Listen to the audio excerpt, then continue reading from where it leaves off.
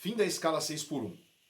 Muito se fala no projeto que está tramitando na Câmara, mas pouco se fala em efetividade, porque não há desassociação entre patrão, funcionário, empresa, contratado, política e economia. É lógico que no Brasil nada funciona como deveria funcionar. É tudo no jeitinho, no esquema ou na narrativa. E, mais uma vez, o prejudicado e quem está no meio do fogo cruzado nisso tudo é o popular.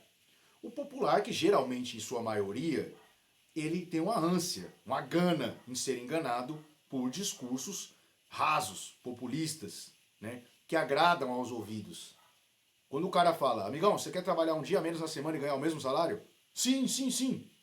Amigão, você quer trabalhar um dia a mais e manter seu emprego? Para trabalhar um dia a mais, não sei o quê, quero manter meu emprego. Então, tipo assim, isso são narrativas. Óbvio que qualquer um vai falar, pô, quero trabalhar um dia a menos e receber a mesma coisa por isso, a mesma coisa do que eu fazia com um dia a mais. Óbvio que o pobre, o cidadão brasileiro, a classe trabalhadora, ela merece sim 2 dias de descanso para ter com a sua família, ter saúde, né? Saúde mental, ter lazer, ter acesso à cultura, ter... De fato, isso é um fato, isso a gente não se discute, a gente pode discutir o modelo, né? 44 horas semanais, 40, isso, aquilo. Também não é esse carnaval tudo que fazem quando pegam, olha, no Brasil se trabalha muito e produz pouco. Isso não é culpa do trabalhador brasileiro, isso é culpa do formato que a gente tem no Brasil, que não tem tecnologia nenhuma, não tem uma indústria nenhuma. Então é muito trabalho braçal. Trabalho braçal é revertido em cansaço físico, psicológico, não é verdade? Então, essa comparação também que se faz, olha, outros países estão aumentando a carga horária. Aumenta a carga horária porque está tudo automatizado. O Brasil não é. O Brasil é uma oca gigante de índios um pouco avançada, que aprendeu a mexer em celular. Só isso. Só isso. Nós não temos tecnologia nenhuma. Nós estamos muito atrás. Nós somos um país de quarto, quinto, oitavo, 10º mundo, o que for. Que é o que acompanha a nossa educação. Né? Então aí os números para isso. Ou seja, quando se vê uma proposta, 6 por 1, fim, vamos acabar com isso. Você está automaticamente impondo ao mercado que essa escala acabou. Qual que é o problema disso? A questão do trabalhador, não se discute isso. É óbvio que para o trabalhador é bom você ter 2 dias de folga. Em todos os sentidos, isso não se discute. Eu sou trabalhador, todo mundo, toda a classe trabalhadora vai pensar assim. Isso aí independente de direita e esquerda, isso é uma pauta justa. A discussão não é essa. Mas a discussão é, a gente tem um número que 80% da população brasileira, ou melhor, 80% dos empregos CLT no Brasil, eles são 5 por 2, não são 6 por 1. Então não é a maioria da população, nem a metade, não chega nem perto disso que trabalha 6 por 1. Então quando você faz um tipo de proposta dessa, você tem que pensar na economia. Quais são os setores afetados por isso? E como é que eles vão reagir? Quando se vende a narrativa, que é aquela narrativa de o patrão não produz nada e se aproveita da produção do esforço do pobre, é a mesma coisa. Porque assim, é até um paradoxo meio que ridículo. Amigão, se o patrão se aproveita do seu esforço, abre você uma empresa. Ou ele fecha. Se ele não tivesse aberto a empresa, você ia trabalhar onde? Pobre emprega pobre? Não. Tem que ter alguém. E vamos dizer que um pobre abre uma empresa e emprega o pobre. Ele não vai lucrar? Ele não vai tirar nada? Ele não vai ter lucro nem com a produção daquilo que ele está fazendo? Ele vai distribuir todos os lucros? Como que faz para ele comprar a remessa? Então só ele vai comprar? Vamos supor que eu tenho uma empresa hoje. Eu ganhei 1 milhão. Tenho 10 funcionários. Eu vou lá dividir para todo mundo. Todo mundo vai pegar a mesma fatia. Eu e todos os outros 10 funcionários. Quem é que vai comprar a matéria-prima para abastecer a empresa? Quem vai pagar a conta de luz, de água, o galpão e etc? Vai ser dividido para todos também? Nessa hora o cara quer ser o patrão? Não. Então é a mesma coisa. É a mesma coisa. Então tem setores que trabalham por 6 por 1. Quando você vai assinar a conta, o cara vai falar o quê? Peraí, eu lucro X e tenho um gasto X por mês. Funcionários, que é alto, que é muito imposto, fora todos os encargos e impostos que a gente sabe que o Brasil tem. né? Uma burocracia enorme para você ser empreendedor. Ok. Quando muda para 5x2, esse cara que produzia tudo aquilo em 6 dias, obviamente ele não vai produzir em 5, ainda com a carga menor, porque são 40 horas semanais, vai para 40 e o projeto prevê que lá na frente vai para 38, 36 horas. Então, obviamente, ou os funcionários vão ter que trabalhar em tempo recorde com desgaste muito maior, coisa que dificilmente vai acontecer, ou não vai conseguir produzir. Então, o que ele vai ter que fazer? Contratar, para ter 2 turnos. Um que cumpra de segunda a sexta e o outro cumpra esse sábado. E vai ter que se adequar àquilo. Mais contratações, na folha final do cara era X e pagava X das contas, contando tudo. Agora o cara vai pagar X e meio X. Até aí você vai falar, dane-se. Então ele vai lá e contrata. Vamos supor que o cara tem um mercado. Vocês acham mesmo que o cara vai deixar de ter o mesmo lucro dele porque o governo impôs algo a ele? O que ele vai fazer? Se ele ainda conseguir contratar pessoas, ele vai jogar tudo isso em cima do produto, para que ele continue tendo o mesmo lucro. Então, peraí, já que eu não tenho o mesmo lucro, o meu produto custa 10 reais, agora eu vou meter ele a 20. Porque a 20, esses mais 10 reais que eu coloco em cima do valor que já era, ele vai me ajudar a cobrir o valor desses empregados, custo, água, luz, não sei o que, encargos trabalhistas e etc. É assim que as coisas ficam tão caras no Brasil. É por isso que as coisas são tão caras no Brasil. É por isso que é muito difícil você empreender ou abrir um negócio no Brasil.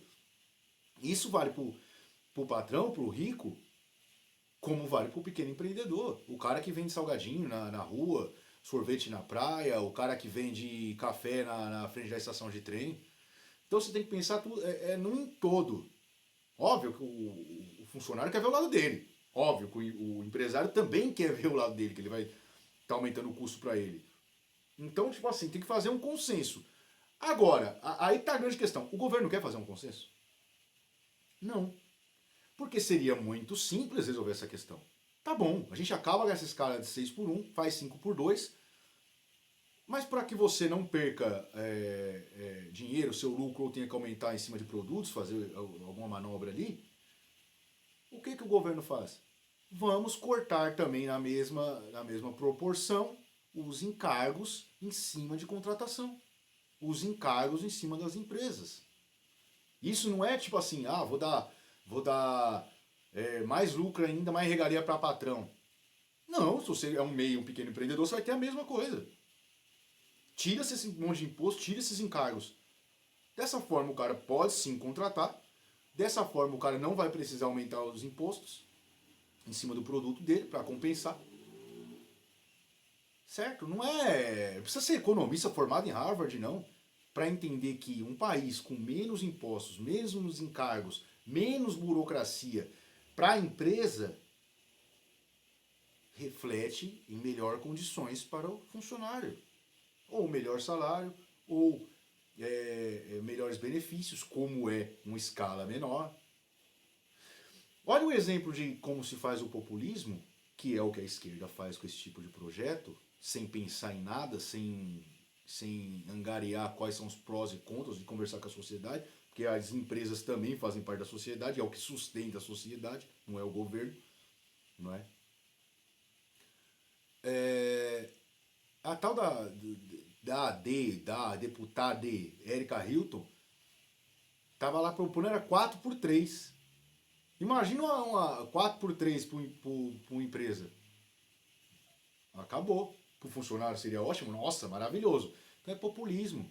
Na cabeça do cidadão, um cidadão que tem pouca condição de raciocínio cognitivo, nossa, maravilha, eu queria trabalhar, não era nem 5x2, era 2x5.